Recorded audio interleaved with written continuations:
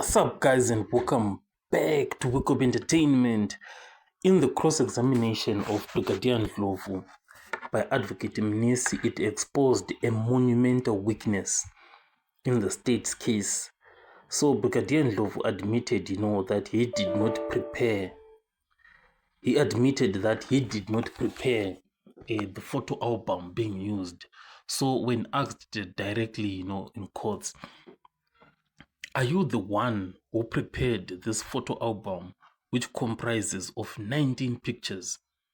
The witness responded and said, I've never received a request to prepare or to analyze, so it's not me or it wasn't me.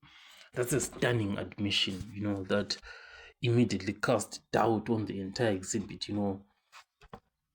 The person testifying on the photos, who is presented as a digital forensic expert, he has no knowledge of the document's chain of custody or who compiled it.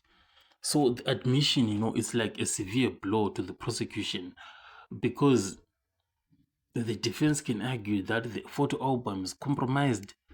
Not that one.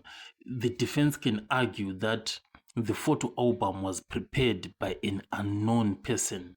Exactly, this one kind of makes sense.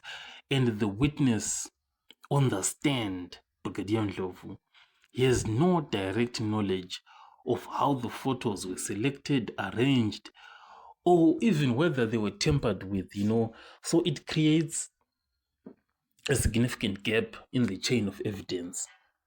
The defense can argue that the photos may have been cherry-picked or manipulated to save the state's narrative, since the person who compiled them is not available to testify. The integrity of the evidence cannot be confirmed. Is the argument of the defense. That is what they can argue along the lines of. I'll catch you guys on the next one.